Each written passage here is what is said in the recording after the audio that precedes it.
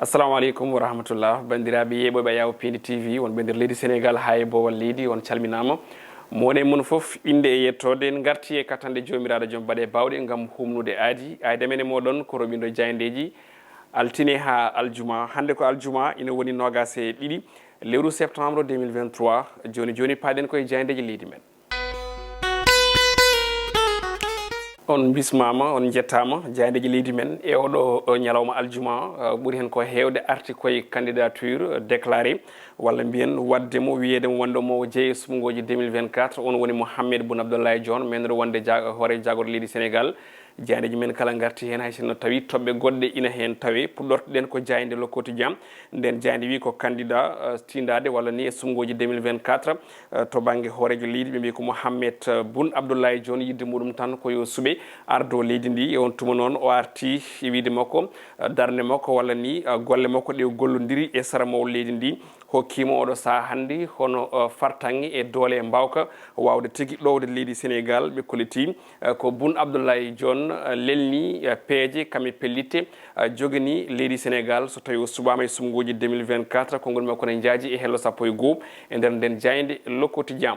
jayde Vox Populi arti on ɗon candidat à la présidentielle du février 2024 ɓe mbi ko Dionne kañum tan de oɗo saaha hande sali wabade caggal Amadou Ba ɗum woni ko jaydenkoɓe binde gardiri bindol o waɗi déclaré candidature makko e sumgoji présidentielle 2024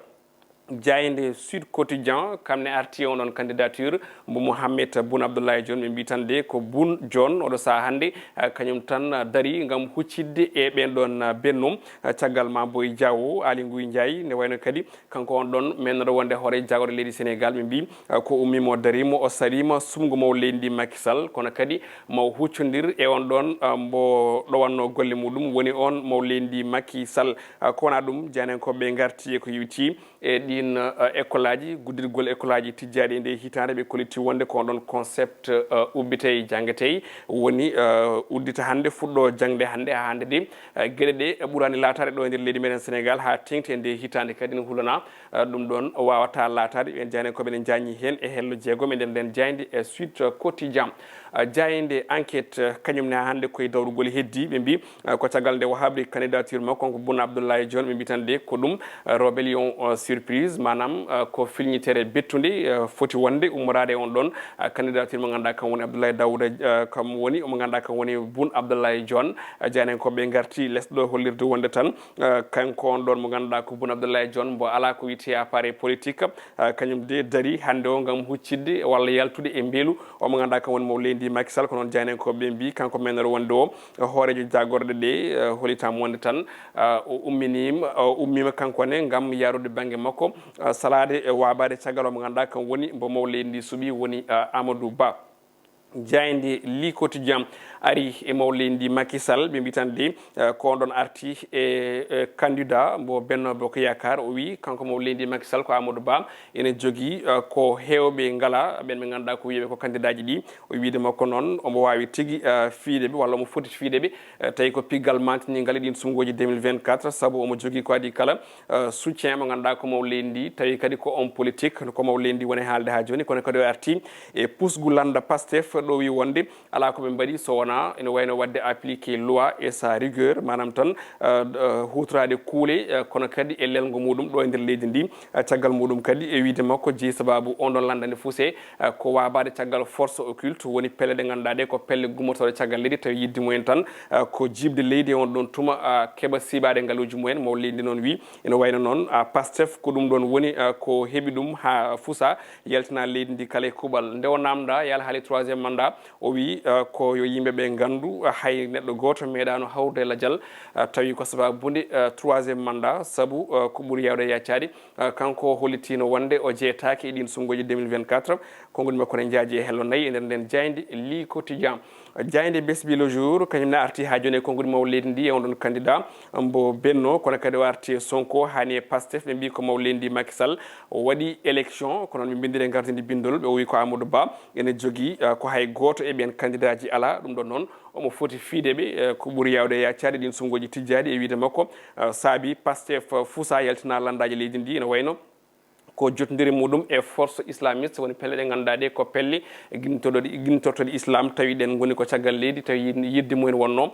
ko bomde sénégal konngol maw leydi ndi ne jaaji e hello joyi e nder nden jayde e besbi le jour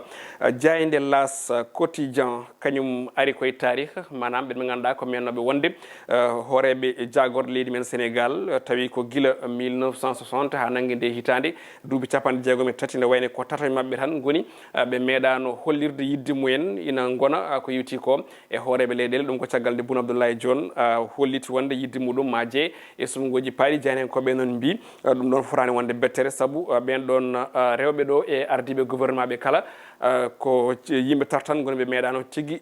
yaade ɗin sumgoji présidentiel hollirde wonde koto banggue tarih nden ɗon jayde ne wayno yañi hen tawi ɓe mbaɗi ko natal Cheikh Adjibou Soumaré wondude Abdoul Mbaye Kam e Aminata Touré jayde libération e oɗo subaka hande kañumne ari koye fannu goɗɗo ko mayde suka mo ganduɗa o ko suka jooliɗo toon to piscine koliti wonde noon agent ji ɗiɗi ɗi ganduɗa ko gollannoɓe on ɗon hôtel bité Radisson Bleu kañumen goni ko mbaɗa garde à vue oɗo saaha tawi ɓe joopa koko yewti e welsindare jani ko ɓeɗen jañi hen e sifaji ɗi kala e hello moyen tati nder nden jayde e libération jayde guendiri nde Le Soleil e oɗo subaka kañum naari koko yewti ko e Diamniadio AIBD train express régional e ko yewti on ɗon énergie solaire jani ko ɓe mbi ko ɓe keeɓi ko tolni 50 milliards ko préji meɗen CFA ummorade e BOAD ko banque wiyete noon fewde ɗo e nder leydi meɗen Sénégal ɗum noon ko hollirde wonde golle ngol lawol jokkogol ummade toon to Diamniadio tindade toon to aéroport international Blaise Diagne ne wayno tan BOAD waɗi junggo e jiifa walliti leydi meɗen ko tolni 50 milliards e halis CFA jayde stade quotidien ko ɗon guddirten robine men jayndeji hono no kala subaka ɓe gari koye kan 2024 toon to Côte d'Ivoire Sénégal tawteɗo e nder chapeau 1 ɓe mbi tan de faya koye tirage ɓurɗo wadde compliqué wonande baroɗe teddugal leydi Sénégal manam ɓurɗo jibade ɓe koliti wonde so tawi ko pot 2 toon noon ko teddi faadi e hono baroɗe ɗi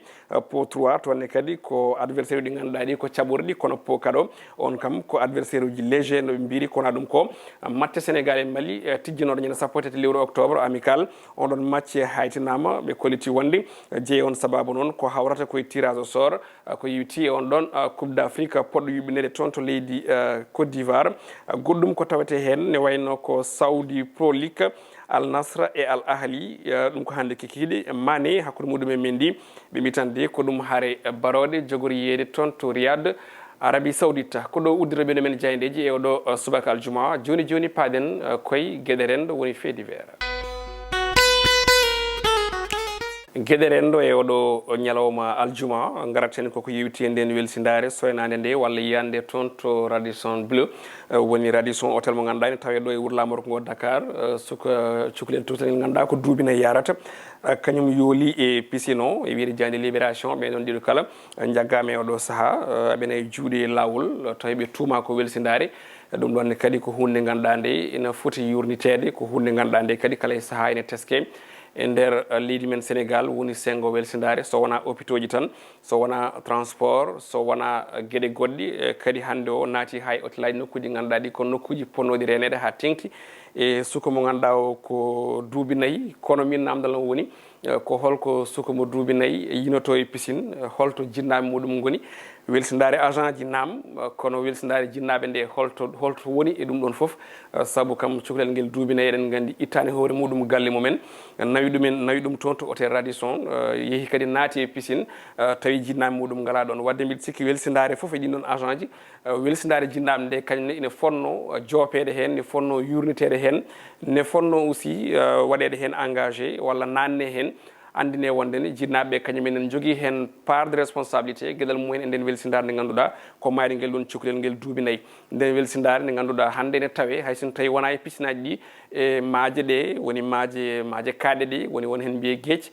kono kadi e maaje belɗe ɗe ha tengti diwan Dande Maayo ɗen gandi e maaje ɗe tufɗe ɗe ko sukaɓe tokosɓe jippoto hen maaje kaɗɗe ɗe aussi ko sukaɓe tokosɓe jippoto hen jomumen gacce e belanteji mumen ina jino ha hen sahaji jibina tanaji baɗi ni wadde mbiɗa sikki ko adi foof ko jinnaɓe d' abord poti waɗede interpellé manam poti yewtidede walla gandine to banggue sensibilisation ko adi foof ndenka jinnaɗo o kañum woni fondement d' abord ko adi ndenka on ɗon jangguinowo walla ndenka on ɗon denowo nokku woni maayo ngo walla hôtel o e ko nandi hen donc noon responsabilité ji ɗo en mbawa wiide ko responsabilité ji agent ji ɗi ganduɗa ɗi ko toon golloto e on ɗon hôtel tawi nanguira ko maydi cukalel jooliguel ngel ene yaara e duuɓi 4 donc holto jinnaɓeɓe gonno ha guel ɗon cukalel ene yetto on ɗon nokku mo ganduɗa ko nokku ɓurɗo renede et puis naata kadi ndiyam ene yiino ha fitan muɗum heddo hen tawi koto banggue yo layru wadde mbiɗi sikki wonko hakkille fotani jabde déjà ɗum noon ko wiide wonde hôtel yo maayo hangu yo welgo yo jinnaɓeɓe mbattu hakkillaji ha tengti o saaha mo gonɗen ko saaha ndungu eɗen gandi nokkuji kewɗi hay so tawi jomum jimani e maayo ene keeɓa ko wiyete ko beeli calli e ko nandi hen tawi koye ballal toɓoji ɗum ɗon waɗata ndiyam konen jii sukaɓeɓe gaccete koye belanteji mumen hay goto hattota ko ɓiyum hay goto siftorta tawata ko bonanno boni saabu eɗen jii so ndungu ari ko nden yolayre ndu ɓurata heeto hay so tawi oɗo camp ko camp mo ganduɗa o ko camp kam mo jiidani e yoga e camp uji ɗi kono kam eɗen gandi ko hunde ganduɗa nde ina tawe guure meɗen gonɗe e jeeri e gonɗe e waalo kala ɗum noon ko adi foof ko nden ko jinnaɗo o woni ko ɓuuri ko sohlede tawa ko adi nden ko mo ganduɗa kañum renata hôtel walla renata piscine ɗum noon yo Allah ado rende yo Allah aynu rena koɗon guddirten roɓino men diaydeji oɗo ñalawma aljuma dokkodiren aadi altine so Allahu lamɗo jaaɓi oɗon jogdi aadi e Aissata Ndiaye so tawi ala ko faali yo Allah hokki en hawrude altine so Allahu lamɗo jaaɓi aljuma moƴƴo malaɗo